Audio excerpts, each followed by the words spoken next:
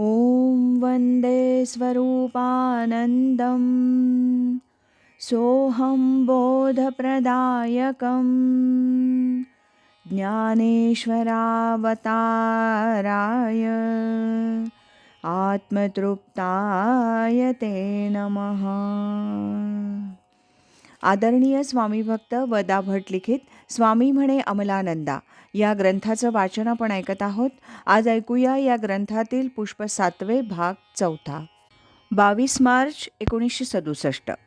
दुपारी तिघेही दर्शनासाठी खोलीत गेले. चिरंजीव पुरुषोत्तमला श्री म्हणाले, सतत सोहम स्मरण राहू दे. एक एक क्षण देहाचा संसाराचा विसर पडला की काही दिवसांनी क्षणोक्षणी आता माझे कार्य सफल झाले, काही शिल्लक नाही असं वाटू लागेल. मोटके गुरुमुखे उद्देजत दिसे, हृदयी स्वयंभूची असे ह्याची प्रचिती येऊ लागेल. नंतर मामांशी थोडं सांसारिक बोलणं झालं. त्यावेळी मामांनी मोठे चिरंजीव डोंबिवलीस जागा मिळवून तिकडं राहावयास गेल्याचं सांगितलं. त्यावर श्री म्हणाले, मुलांना, घरातील लेकीसुनांना सर्व कर्म आपण अहंकार किंचितही न ठेवता करू द्यावीत. अलिप्तता आपोआपच येऊ लागते. फलासक्ती नसली की कोणतंही कर्म सुलभ होतं.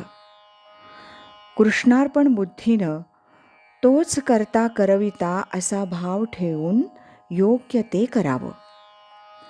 चिरंजीव दत्तास आता डोंबिवलीस जागा मिळालीच आहे. त्याचा संसार चांगला चालू झाला आहे. इतरांच्या आणि मुलीच्या लग्नानंतर तुम्ही उभयता भजनशील वृत्तीनं कालक्रमणा करावी. आशीर्वाद तुमच्या पाठीशी आहेच. हळूहळू सर्व गोष्टींचा उमज होऊन मनाची स्थिरता येऊन अहम सोहम वृत्तीस मावळतात. सर्वत्र त्याची सत्ता आणि कृती दिसू लागते. मुख्य गोष्ट सोहम धारणा अखंड असणं. तस्मात विचार करावा, देव कोण तो ओळखावा, आपला आपण शोध घ्यावा अंतर्यामी. झाले साधनांचे फल, संसार झाला सफळ, साध्य होता साधनांचा ठाव नाही. असं जीवन आता चालवते. हव्यास, अट्टहास, आग्रह न धरता प्रपंचात सर्व कर्म करता येतात. प्रत्येक श्वास उच्छ्वासात मुक्ततेची आनंदनिष्ठा दृढतर होऊन सहजावस्था प्राप्त होते, हे लक्षात ठेवावं. आता तुमची आणि माझी केवळ एकमेकाला पाहण्याची भेट. सर्व बोध झालेला आहे. प्रवास आता जपून आणि शरीर प्रकृतीस मानवेल तेवढाच करावा.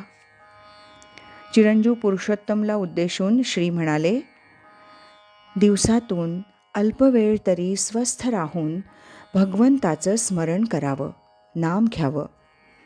केळकर, तुम्हीही सर्व ईश्वरच करतो असा भाव हळूहळू दृढ करावा. असो, आशीर्वाद. प्रसाद घेऊन निरोप घेताना मामांना सगुण रूपापासून दूर जावत नव्हतं. श्री अग्निहोत्रियास 24 मार्च 1970 आलेलं स्वामीजींचं पत्र. विवेकाचा घेऊन आधार, साक्षीत्वे करावे सर्वही व्यापार.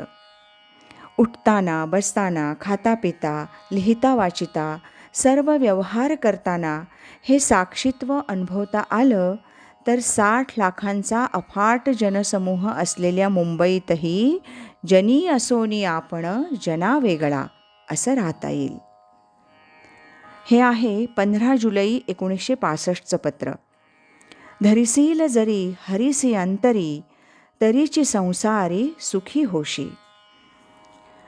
आणि हे आहे दिनांक 20 ऑक्टोबर 1965चं पत्र. श्री नाना गोडसे यांना आलेलं. अखंड सोहम भजनानं प्रारब्ध प्रसन्नतेनं भोगता येतं. संचित संपून जातं आणि क्रियमाण कृष्णार्पण होतं. याबरोबरच 7व्या पुष्पाचं वाचन आता समाप्त होत आहे. उद्यापासून आपण 8व्या पुष्पाचं वाचन क्रमशः ऐकूया. श्रीमद सच्चिदानंद सद्गुरु श्री स्वामी स्वरूपानंद महाराज की जय. श्रीमद सच्चिदानंद सद्गुरु श्री स्वामी अमलानंद महाराज की जय. हरि ओम तत्सत.